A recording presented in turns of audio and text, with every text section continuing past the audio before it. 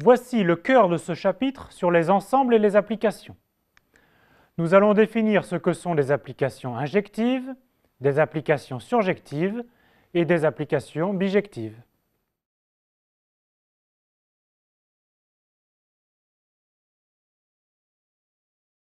Soit F une application de grand E dans grand F. Nous dirons que F est injective si pour tout x et x' de E, vérifiant f de x est égal à f de x', alors x est égal à x'. En termes de phrase mathématique, pour tout x, x' appartenant à E, f de x égale f de x' implique x égale x'. Voici la représentation d'une application injective. Même chose sur cette fonction qui est injective. Si f de x est égal à f de x', alors c'est que dès le départ, x est égal à x'. En d'autres termes, on a bien que si x est différent de x', alors f de x est différent de f de x'.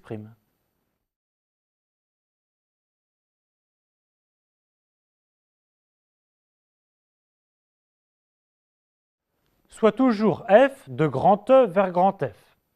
Nous dirons que f est surjective si pour tout y de l'ensemble d'arrivée, il existe un x de l'ensemble de départ tel que y est égal à f de x. Autrement dit, pour tout y appartenant à f, il existe x appartenant à E tel que y est égal à f de x. En termes d'image directe, f est surjective équivaut à ce que f de grand E est égal à grand F. Voici deux dessins de fonctions surjectives. Pour chaque y de l'ensemble d'arrivée grand F, on peut trouver au moins un x de l'ensemble de départ qui s'envoie sur y.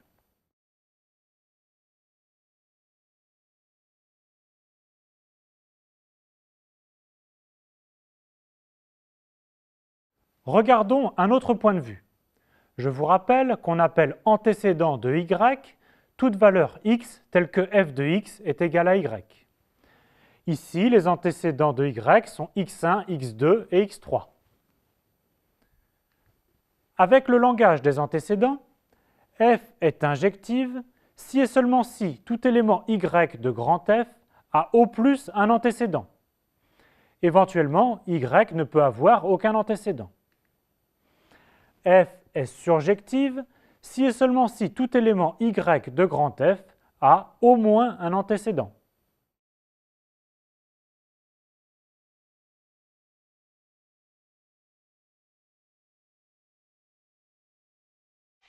Voici des exemples de fonctions non injectives. Cette première fonction n'est pas injective car on peut trouver deux éléments x et x' différents qui s'envoient sur la même valeur y. On a donc ici f de x est égal à f de x', mais pas x égale x'. F n'est pas injective. Même chose pour celle-là. On peut trouver deux éléments x et x' distincts, mais qui prennent la même valeur par f. Cette fonction n'est pas injective.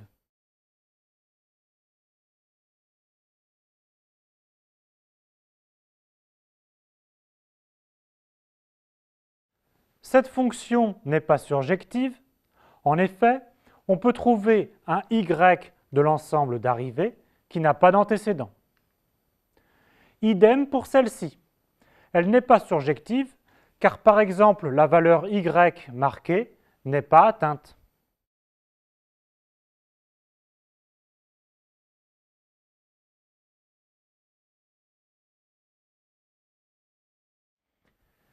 Étudions la fonction f1 qui va des entiers naturels vers les rationnels et qui, à x, associe 1 sur 1 plus x.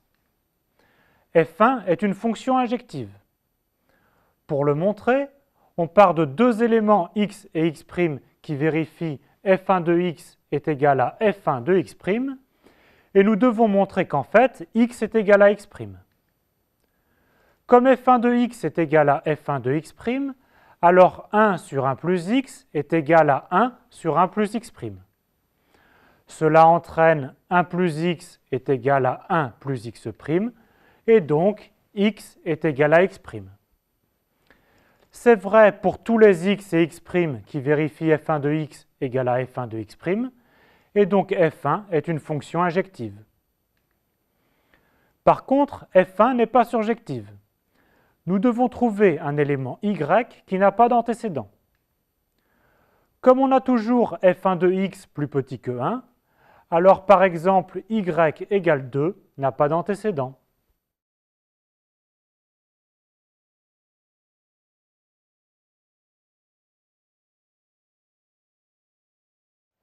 Faisons la même étude pour f2 qui va de z dans n et qui, à x, associe x au carré.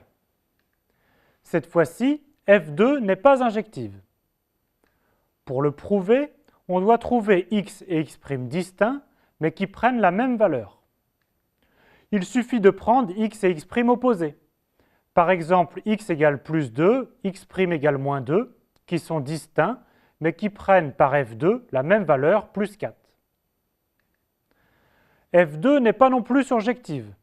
Certaines valeurs y de l'ensemble d'arrivées n'ont pas d'antécédent. Par exemple, y égale 3 n'a pas d'antécédent dans z. Si y égale 3 avait un antécédent x, il vérifierait x carré égale à 3. Donc x serait égal à plus racine de 3 ou moins racine de 3. Mais alors x n'est plus un entier. Donc y n'a pas d'antécédent dans z, et ainsi f2 n'est pas surjective.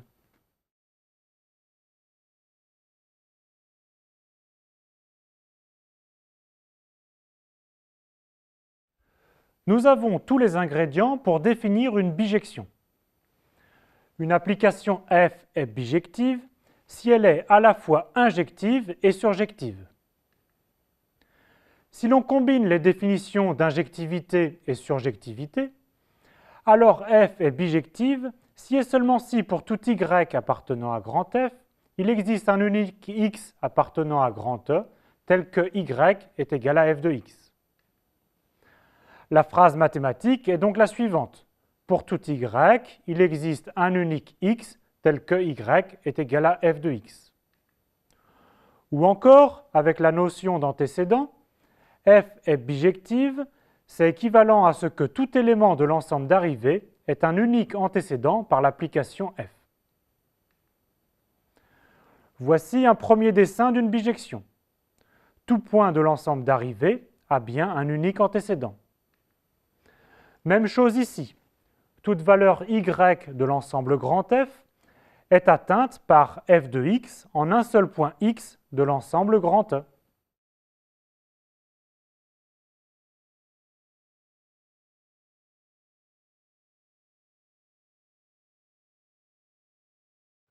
Nous allons donner une autre caractérisation des applications bijectives. L'application f de E vers f est bijective si et seulement si il existe une application g de f vers E telle que f rond g est égal à l'identité de f et g rond f est égal à l'identité de E. Je vous rappelle que l'identité est simplement l'application qui a x associe x. Si f est bijective, alors cette application g est unique. On appelle g la bijection réciproque ou l'inverse de f et on la notera f à la puissance moins 1. G est elle aussi une application bijective et sa bijection réciproque est f. Autrement dit, f moins 1 moins 1 est égal à f. L'égalité f rond g égale identité de f est une égalité de fonction et signifie exactement que pour tout y appartenant à f de g de y est égal à y. De même, g rond f égale identité de E signifie pour tout x appartenant à E, g de f de x est égal à x.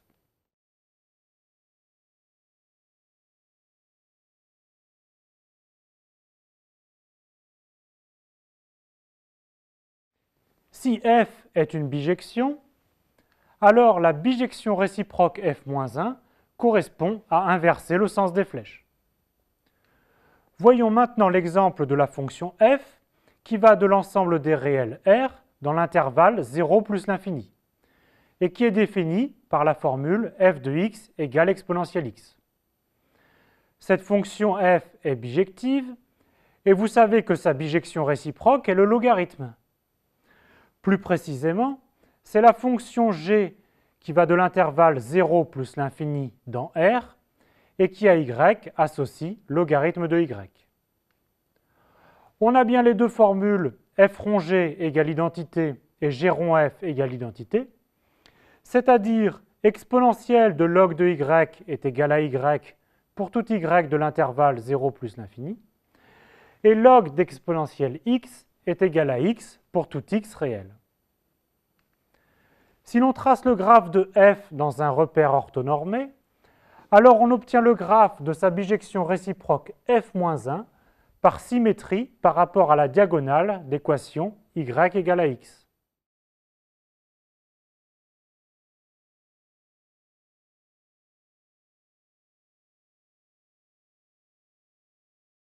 Si l'on a deux applications bijectives, f de E vers f et g de f vers g, alors d'une part, g rond f est aussi une application bijective, et d'autre part, on peut calculer la bijection réciproque de g rond f.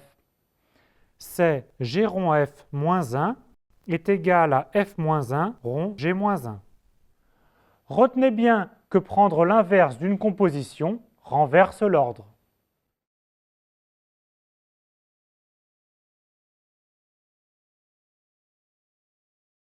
Terminons par des démonstrations sur lesquelles vous pourrez revenir lors d'une seconde lecture. Nous allons prouver qu'être une fonction bijective est équivalent à l'existence d'un inverse g. Commençons par le sens direct. Nous supposons f bijective et construisons l'inverse g de f vers E. Comme f est bijective, elle est surjective. Pour chaque y appartenant à f, il existe un x appartenant à E tel que y est égal à f de x. On définit alors g de y comme étant égal à ce x. Et on a bien f de g de y qui est égal à f de x qui est égal à y. Ceci est vrai pour tous les y appartenant à f, donc f rond g est égal à l'identité. En composant à droite par f, on obtient f rond g rond f est égal à identité rond f, donc égal à f. Ce qui en termes d'éléments donne f de g rond f de x est égal à f de x.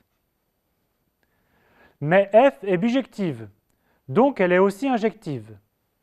Comme f de g rond f de x est égal à f de x, alors par l'injectivité de f, g rond f de x est égal à x. Ceci est vrai pour tous les x, donc on a l'égalité des applications. G rond f est égal à l'identité.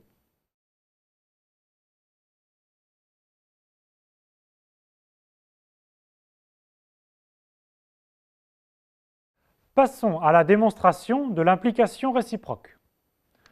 Nous supposons qu'un tel G existe et nous devons montrer que f est bijective. Montrons d'abord que f est surjective. Soit y un élément de grand F, nous devons lui trouver un antécédent par f. Si l'on note x est égal à g de y, alors on a f de x qui est égal à f de g de y, qui est donc f rond g de y, qui est bien l'identité de y, donc y. Car par hypothèse, f rond g est égal à l'identité. F de x est égal à y, donc x est bien un antécédent de y. Ceci étant vrai pour tout y, f est surjective. Montrons maintenant que f est injective. Partons de deux éléments x et x', tels que f de x est égal à f de x'. Alors g rond f de x est égal à g rond f de x', Et donc en utilisant l'hypothèse G rond f égale identité, on obtient l'identité de x est égale à l'identité de x'. Ce qui conduit à x est égal à x', et ainsi f est bien injective. F est surjective, f est injective, elle est ainsi bijective.